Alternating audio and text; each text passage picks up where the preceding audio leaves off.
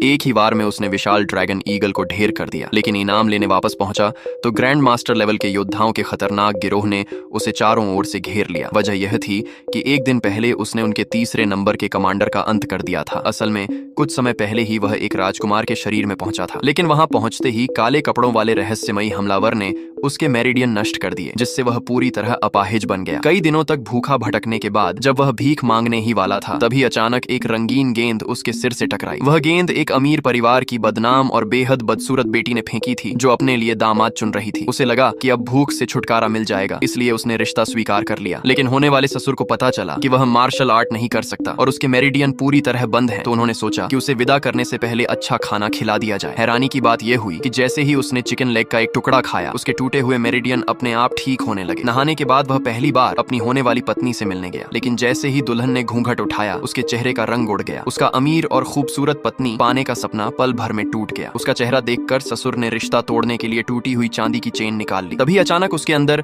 एक रहस्यमयी सिस्टम सक्रिय हो गया। सिस्टम ने उसे इसी लड़की से शादी करने का सुझाव दिया और बदले में एक दुर्लभ दिव्य गोली देने का वादा किया। इनाम इतना बड़ा था कि उसने बिना देर किए शादी के लिए हाँ कर दी। ससुर भी यह देखकर चुप हो गए और आखिरकार दोनों की शादी हो गई। दिव्य गोली खाने के बाद उसकी ताकत तेजी से बढ़ने लगी, लेकिन अगले ही दिन ससुर ने उसे घर पर बैठने देने के बजाय एक खतरनाक मिशन पर भेज दिया, ताकि उसकी असली काबिलियत साबित हो सके। रवाना होने से पहले उसकी पत्नी ने उसे अपनी तरफ से एक सुरक्षा कवच दिया। कुछ देर बाद उनकी टोली का सामना खूंखार डाकुओं से हो गया। डाकुओं का सरदार इतना ताकतवर था कि उसने एक ही वार में उनके कप्तान को मार डाला। बाकी लोग जान बचाकर भागने लगे। तभी उसने तलवार निकाली और बिजली जैसी रफ्तार से कई डाकुओं को पल भर में खत्म कर दिया। फिर एक जबरदस्त वार में उसने डाकुओं के सरदार का भी अंत कर दिया। 3 दिन बाद वह मिशन पूरा करके लौटा। जब उसके ससुर को पता चला कि उसने अकेले डाकुओं के सरदार को मार गिराया और उसके मेरिडियन भी पूरी तरह ठीक हो चुके हैं, तो उन्हें समझ आ गया कि उनका दामाद कोई साधारण इंसान नहीं, बल्कि असली मार्शल आर्ट्स मास्टर है। खुशी में उन्होंने पूरे परिवार के लिए भव्य जश्न का आयोजन किया, लेकिन उसी समय दुश्मनों के किले में खबर पहुंच चुकी थी